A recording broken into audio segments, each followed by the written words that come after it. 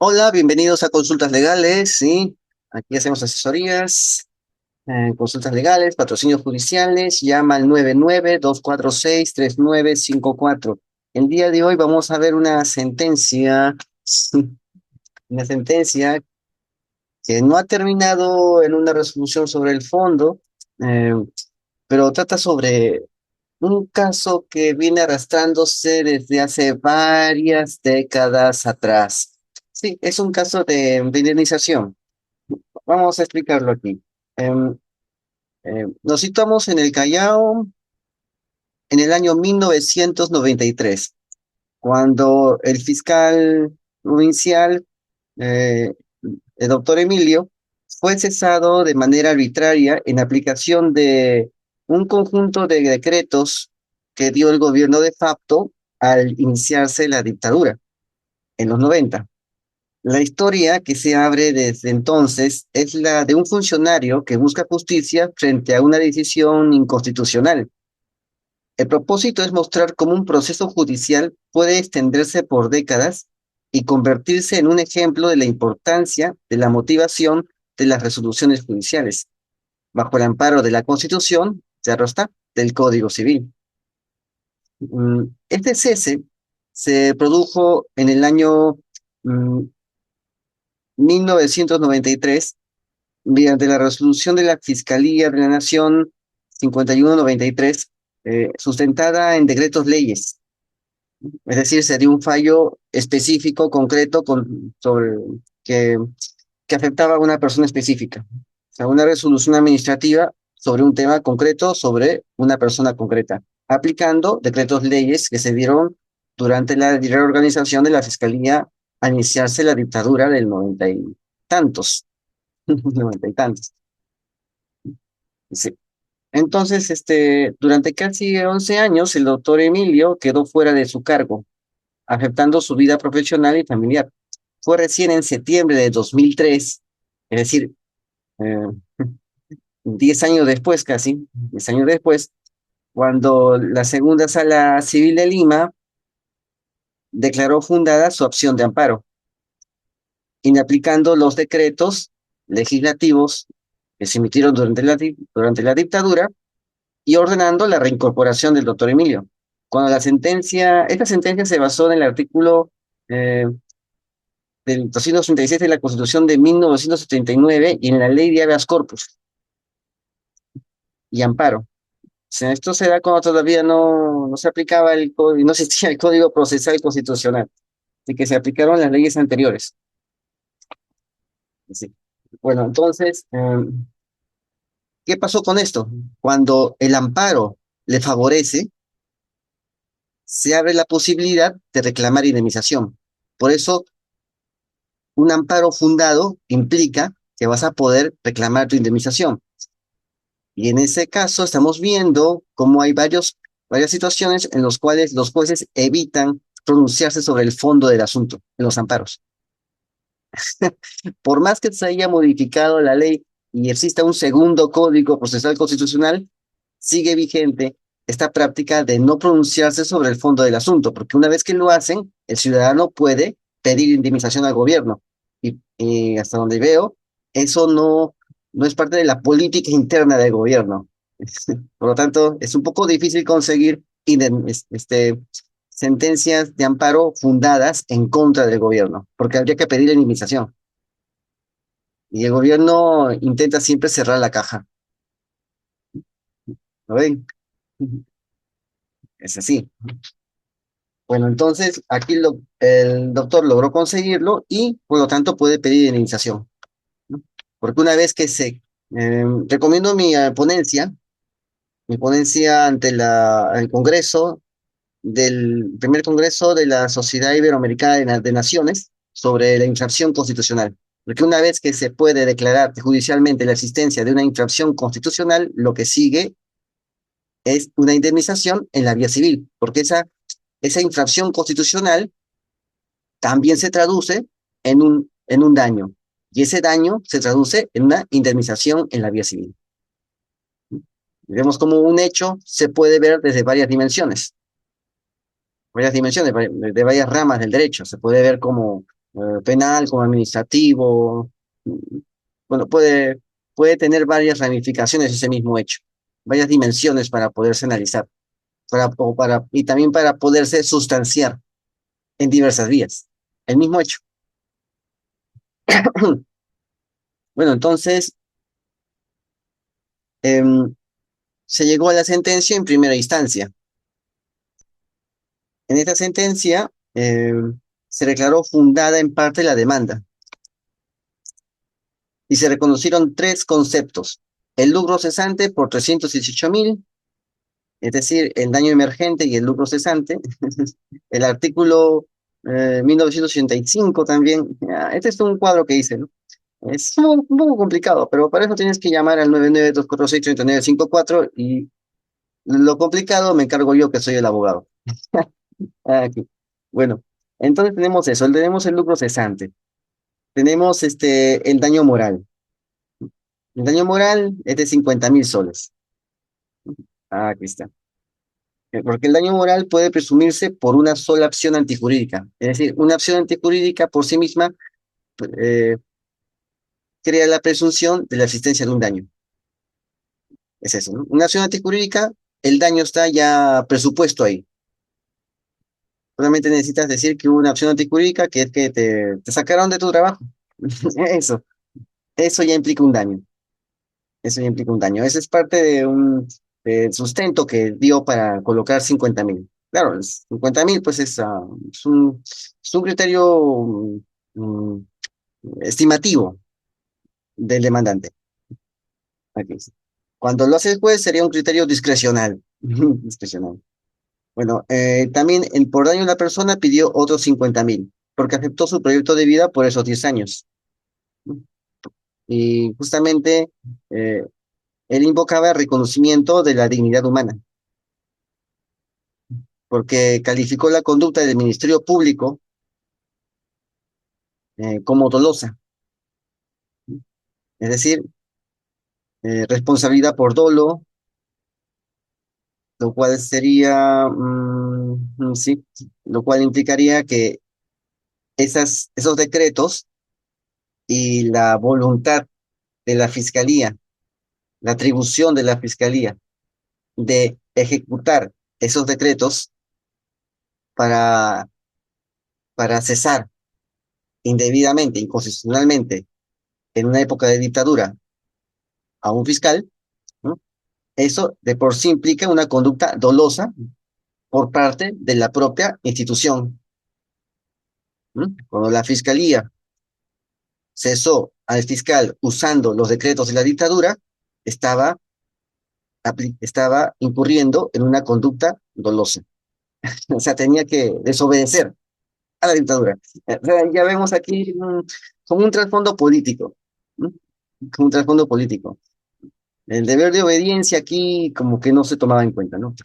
Una vez que se denota que es inconstitucional el cese, ¿no? La pregunta es, ¿esa inconstitucionalidad entonces se retrotrae al momento del cese? Entonces sería doloso. Eso, ese sería la situación, ¿no? ¿Es doloso o no es doloso? Desgraciadamente, no tenemos todavía la respuesta definitiva, porque sabemos que este fallo fue anulatorio. O sea, le han ordenado a la sala que haga otra vez otra sentencia. Bueno, la sentencia de vista, ¿qué sucedió en la sentencia de vista? La sala confirmó parcialmente la decisión, porque debemos tener en cuenta que el daño emergente fue desestimado, porque consideran que el daño emergente se encuentra dentro del lucro cesante. Entonces, la sentencia de vista lo que hace es fijar el 50% de las remuneraciones no percibidas. Y lo hace en base a un artículo que es el 1332. No voy a ahondar mucho en esto para no marearnos, pero ese artículo implica que, en términos sencillos, que el juez a ojo de buen cubero puede, puede fijar una indemnización. Eso, o sea, es decir, haciendo uso de su discrecionalidad, puede fijar una indemnización. Ojo, que muchas veces la discrecionalidad tiene un límite, un límite límbico con la arbitrariedad. Hay, hay límites ahí, tiene una delgada, una nubosa línea de frontera. Bueno, entonces, el lucro cesante. El lucro cesante, el juez lo colocó en la mitad, el 50%, usando su criterio discrecional, es decir, ojo de buen cubero, así. ¿Por qué? Porque consideraba que al no poderse probar con exactitud cuál es el daño, la cuantificación del daño, tenía que hacerlo a través de una valoración equitativa, es decir, el colocarse como el tasador de equidad, un tasador de equidad. También la sala redujo el daño moral de 50 a 20.000, siguiendo un criterio de un pleno jurisdiccional que exige acreditar el daño moral, salvo la vulneración de derechos fundamentales como honor o dignidad. Es eso. Entonces, tiene que acreditar el daño moral. Entonces, ¿qué hacen? Lo reducen. También hacen una estimación, lo reducen. No 50.000, sino 20.000. ¿No? Falta más medios probatorios para poder probar los 50.000. Como falta más medios probatorios para eso, lo reduzco.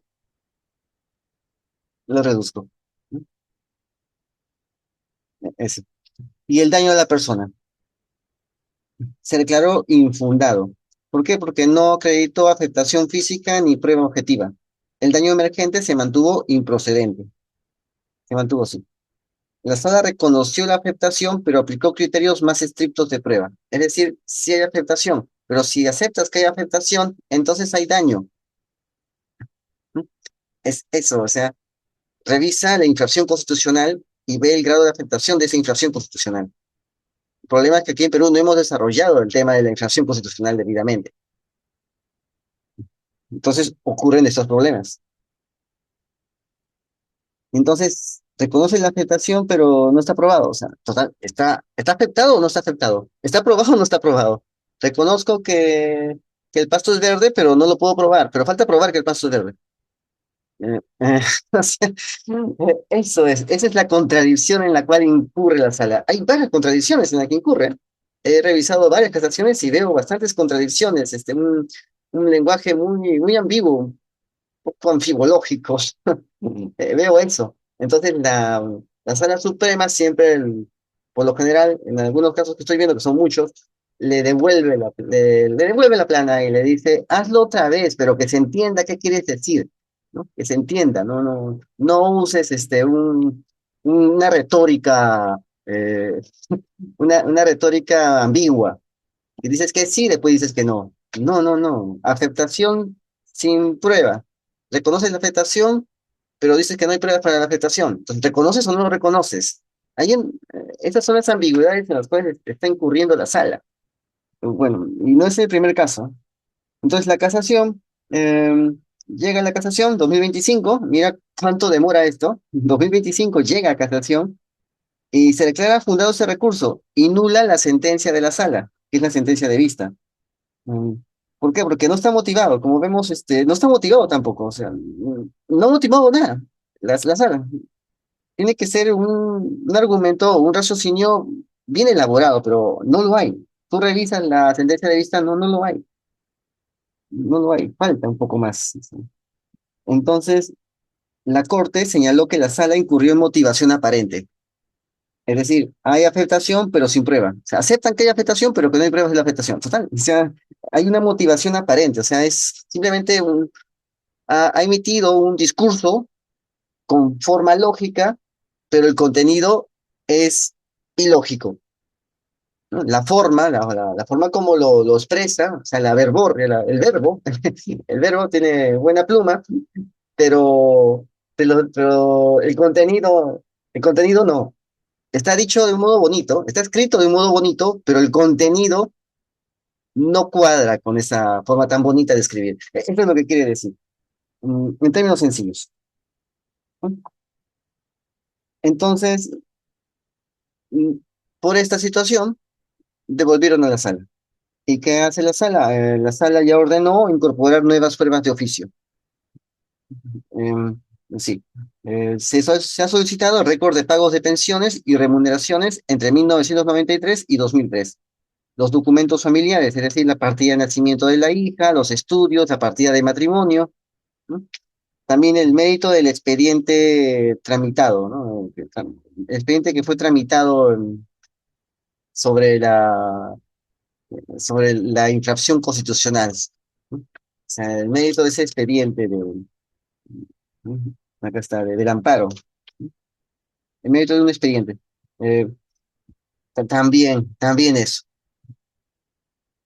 Entonces, presentó un plazo para que acrediten los daños patrimoniales reclamados. Entonces, aquí vemos cómo esta falta de motivación puede invalidar una sentencia y obligar a reabrir otra vez el debate probatorio, porque no se hizo en su momento. Hay que hacerlo ahora, ahora hay que hacerlo, ¿no? Porque como ya hay sentencia, hay que hacerlo. ¿No? La historia del doctor Emilio muestra la tensión entre normas inconstitucionales aplicadas por estos organismos autónomos y el derecho fundamental a la reparación. Las normas que se han invocado, que estoy colocando algunas acá, fueron decisivas para fundamentar cada etapa. El desenlace final va a depender de la nueva sentencia de vista, que deberá ser emitida con convicción, pruebas sólidas y respeto al debido proceso. O sea, esto es lo que pasa. Todavía no tenemos una situación sobre el fondo, pero podemos darnos cuenta cómo hay, hay sentencias, hay sentencias de vista que no reúnen los estándares del nivel de una sentencia de vista. No reúnen. Y hay que ir a la casación, esperar unos cuantos años, así, hay que ir a la casación, esperar unos 3 años para que se den cuenta que la sentencia de vista estaba mal hecha. Desgraciadamente es así, es así. ¿Mm? ¿No? O sea, el tema de pagos y remuneraciones, ahí hay otro punto también. Como abogado, sé que no basta con el número que está en la boleta, sino que hay que hacer otro tipo de cálculo que no se los voy a decir acá porque es parte de es parte de de otro tema. Quizás lo veamos en el tema de alimentos, eh, eh, eso, pero en verdad se hace otro tipo de cálculo, que por lo general es muy poco efectuado, pero es válido, ¿no? Yo sé hacer esos cálculos con este tipo de situaciones. eh, Así que si tienes algún problema parecido o similar a este, llámanos al 992463954, ¿no? Porque también el dinero se deprecia, también el dinero se deprecia, en 20 años se deprecia, así no es lo mismo. Eh, los 5 panes que comprabas con un sol hace 10 años y los 3 panes que ahora compras con un sol ahora, ¿no? Y los 10 panes que comprabas hace unas cuantas décadas con ese mismo sol. No es lo mismo. Así que se necesita otro tipo de cálculo, no solamente el número que aparece en las boletas. Pero para eso llama al 992463954. Así que ya sabes, suscríbete, comenta y comparte y nos vemos.